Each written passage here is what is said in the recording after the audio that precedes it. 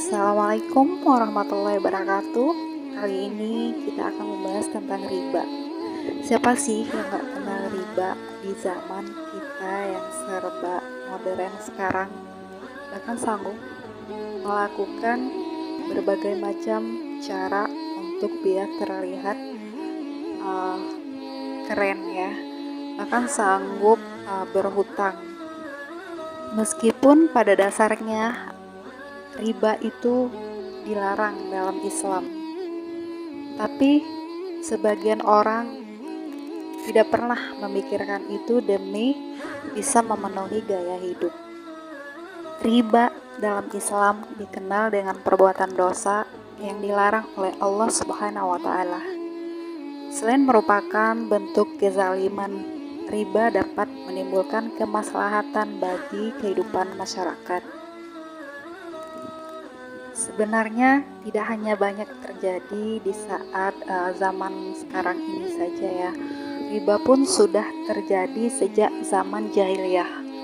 Maka dari itu riba yang sekarang masih banyak ditemui oleh orang-orang kita adalah gambaran perilaku orang-orang pada zaman jahiliyah.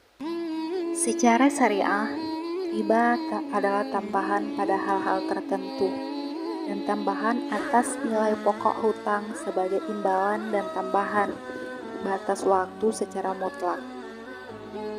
Riba dalam Islam adalah perbuatan dosa dan sangat dilarang keras oleh Allah Subhanahu wa Ta'ala. Larangan riba langsung disampaikan oleh Allah Subhanahu wa Ta'ala dalam Al-Quran surat Ali Imran ayat 130 yang berbunyi sebagai berikut.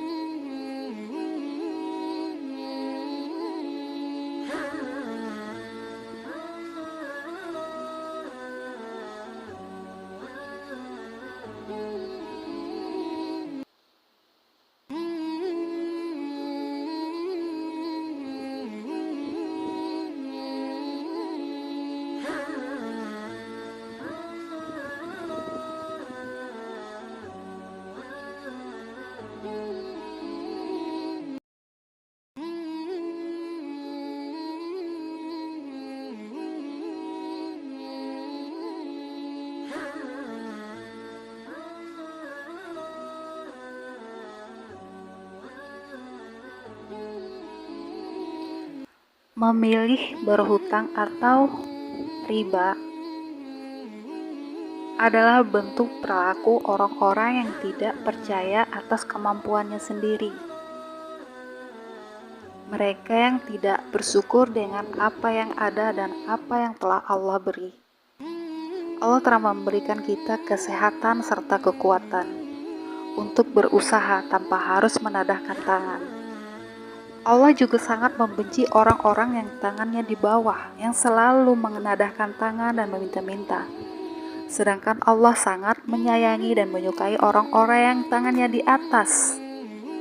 Ya, jadi posisikan kita jika tidak bisa menjadi tangan di atas, setidaknya janganlah menjadi tangan di bawah, yang suka memohon pertolongan, meminta-minta. Apalagi harus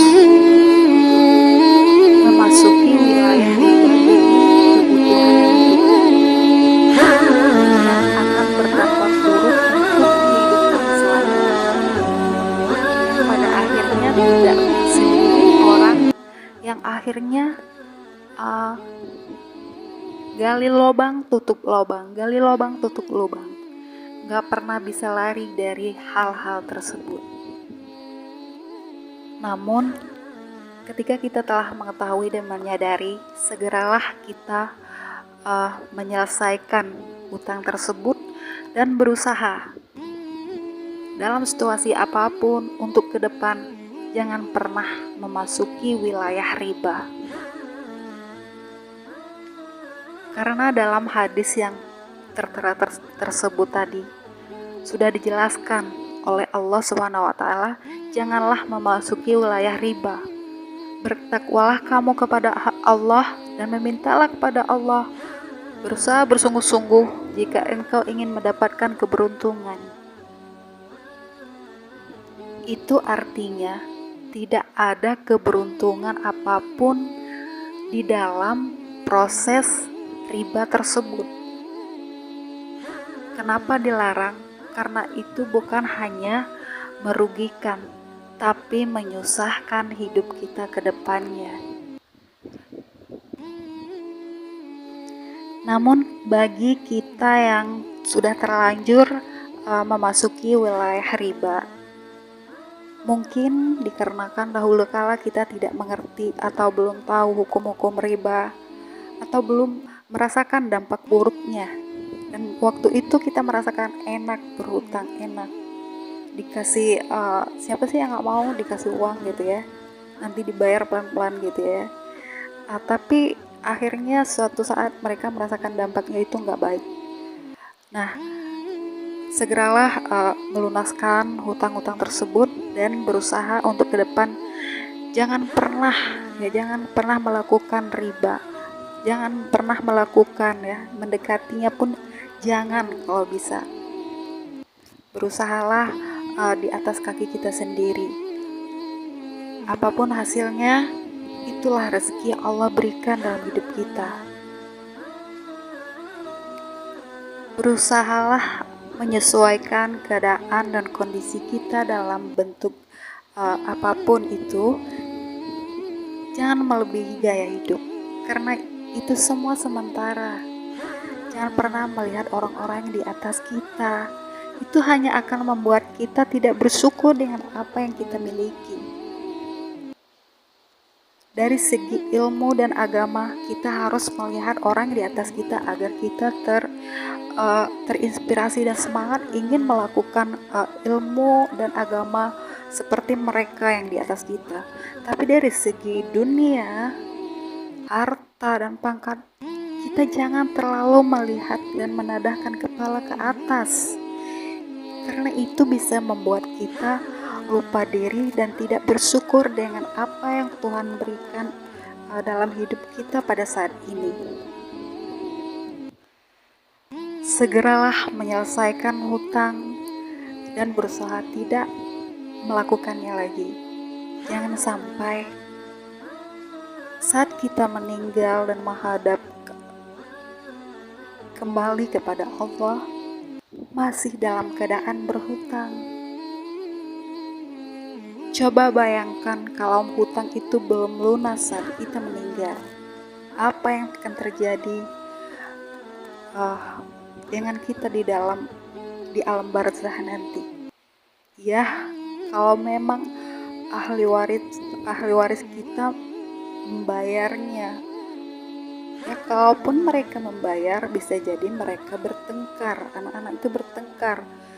Mungkin kata si adik, kakak yang harus membayar, dan kata kakak, adiknya yang harus membayar. Nah, bagaimana pula jika situasi mereka itu punya pasangan dengan keluarga? Mereka akan menjadi masalah ya, menjadi sebuah hal yang menyusahkan dalam hidup mereka. Akhirnya mereka tidak ikhlas, dan apa yang terjadi pasti tidak tenang. Sudahlah, hidup ini apa adanya saja. Harga diri itu bukan dilihat dari gaya hidup kita, tapi harga diri itu saat kita bisa berjuang di atas kaki kita sendiri, bersyukur, dan tidak suka menadahkan tangan.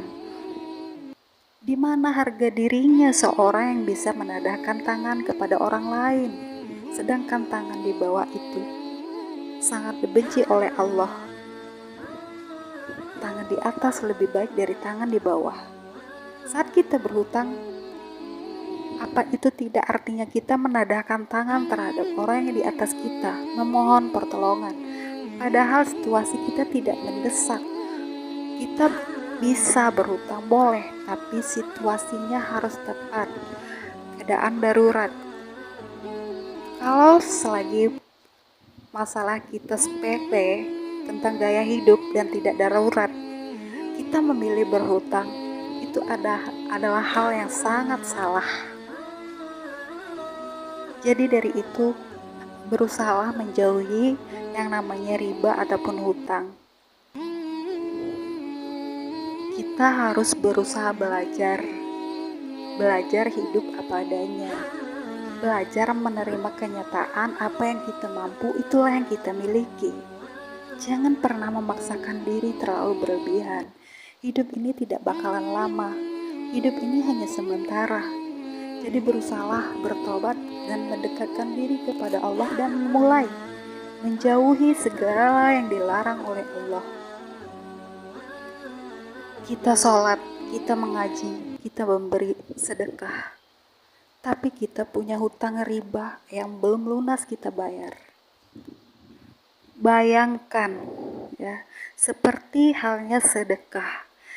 Kita bersedekah tujuannya apa? Ikhlas dari hati untuk menolong orang atau ada tujuan tertentu? Ingin terlihat kalau kita ini mampu atau bagaimana? Jika benar kita ikhlas, seharusnya kita jangan mendahulukan sedekah, tapi dahulukan hutang tadi yang pernah kita pinjam dari siapa saja, dari orang-orang, rekan, tetangga, atau keluarga, atau juga di bank. Selesaikan itu terlebih dahulu. Jika kita tahu halnya, kalau hutang itu wajib, kalau kita mati, hutang itu akan dipertanyakan di alam barzah. Sedangkan sedekah itu tidak wajib. Sedekah itu sunnah. Kalau kita kerjakan, kita akan dapat pahala. Tapi saat kita tidak mampu melaksanakan sedekah tersebut, kita juga tidak akan dapat dosa. Sedangkan hutang kalau tidak dibayar akan mendapat balasan, akan dipertanyakan di kelak nanti. Jadi berusahalah untuk tidak berhutang, untuk tidak menyusahkan orang lain, karena hal-hal seperti itu akan menyusahkan diri kita sendiri, bukan hanya di dunia, bahkan juga di akhirat. Ketika kita berusaha, harus yakin dengan usaha kita sendiri. Ikhlas karena Allah. Insya Allah Allah akan mempermudahkan jalan hidup kita. Yang jelas kita tidak suka memanfaatkan orang lain, menjalankan perintah yang Allah berikan kepada kita sebagai seorang hamba dan menjauhi segala larangannya. Jikapun kita tidak bisa seperti orang lain dan tidak mampu dan tidak sekaya orang lain, setidaknya Allah memudahkan jalan hidup kita. Setidaknya Allah akan mencukupi hidup kita. Tapi jika kita tidak pernah bisa lari dari larangannya Allah, pasti hidup kita akan senangnya sesaat, akan selalu mendapat masalah. Jadi dari itu, mari kita berusaha menjauhi segala yang pernah Allah katakan jangan lakukan, maka janganlah melakukan. Ya, kita harus berusaha sendiri di atas kaki kita dengan kemampuan kita. Kita harus yakin dengan Allah. Selagi kita hidup, Allah tidak akan pernah mungkin tidak memberikan rezeki kepada kita. Nah, setiap usaha yang harus kita usahakan dengan sungguh-sungguh harus disertai doa. Nah, sekarang intinya yang ingin saya jelaskan adalah setiap doa harus disertai usaha. Inilah salah satu doa yang sangat mujarab, amalan yang mujarab untuk kita bisa terlepas dari hutang-hutang dan semoga Allah mempermudahkan jalan hidup kita seterus dan selanjutnya setelah ini. Namun